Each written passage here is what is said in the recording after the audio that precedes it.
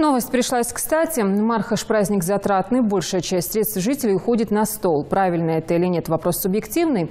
Сдерживание цен на продукты питания – большое подспорье для экономии бюджета покупателей. Мониторинг ценовой политики регулярно проводят компетентные службы. Сегодня к ним присоединилась Жаридат Халухоева. Всего чуть-чуть осталось до окончания священного месяца поста. Атмосфера приближающегося праздника просто заполняет продуктовые рынки, супермаркеты и оптовые склады. Жители спешат закупиться всем необходимым. Чтобы праздничный шопинг не обернулся большой дырой в кармане, сотрудники Минэкономразвития Ингушетии в очередной раз проводят рейдовые мероприятия. В этот раз соответствие цен привычной стоимости продуктов проверили по торговым рядам Выкажева. Апельсины у вас почем? 80. А груши? Груша 150. А яблоки? Можно, если у тебя есть паспорт, можно без этого.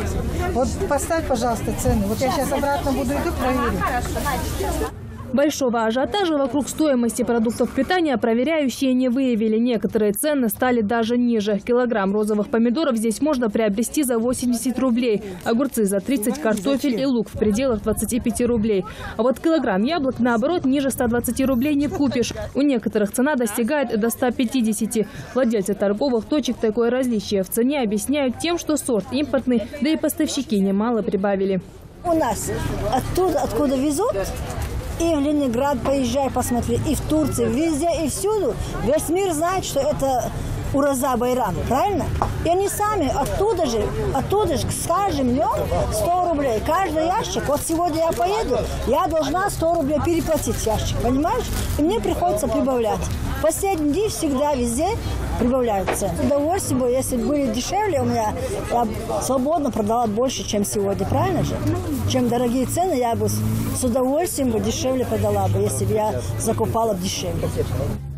Хотя предприниматели оценивают свою продукцию по-разному, привычные всем цены в преддверии праздников не меняются. Впрочем, предпочтения и продавцы, и покупатели все же отдают местной продукции. Последние, кстати, хотя отмечают здесь надбавку к ценам на фрукты, вполне довольны. Чуть-чуть отирсан, цаир, сачан тихабат. Фрукты штихат по-разному. Цаир дарья, цаир резая. Эти ханзвей назрани базар кажется, о дешевле. И? О дешевле, намного. Помидор дарья, егамаш 100 рублей, 120 рублей. На, паратай. Есть хочу. Есть хамир, махибот мви. Я говорю, мелк бенхатсон, кази мах отцутовыш. Халарч.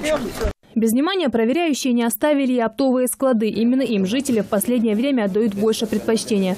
В этом, например, цены в преддверии праздника не только не завысили, но и сделали скидки. Те же американки яблоки можно приобрести за 125 рублей, мандарины за 145, апельсины за 65 рублей.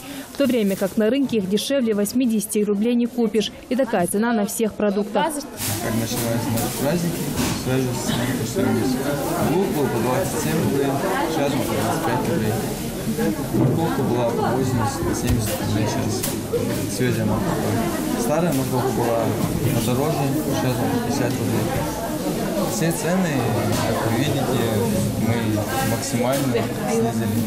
Эти различия и привлекают большинство покупателей. Среди них и частые клиенты, и те, кто в магазин пришел впервые. Все здесь покупают. А вы довольны ценами? Вот сейчас вы закупились и... Сейчас посмотрим, я точно не знаю. Да, довольна. Ее дешевле, конфеты дешевле. Цены задвоят, буквально питание. Без этого не может быть. Как отмечают сотрудники Минэкономики, хоть цены у некоторых продавцов и варьируются, по сравнению с прошлыми годами изменения эти небольшие. Больше появилось собственного производства, скажем так. У нас и сад, гиганты, собственное производство, яблоки, клубника, там, помидоры тепличные, уже собственное производство. Благодаря этому у нас, естественно, цены уже упали. В прошлом году таких цен, конечно, не было. Они были значительно выше. Скажем так, даже до 50 рублей разница доходит. Мы сделали анализ, провели.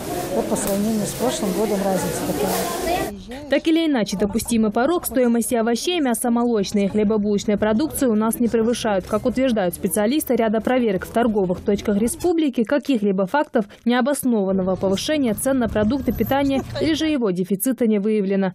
Жаридат Халухоева, Гапурчах, Киев, Новости 24.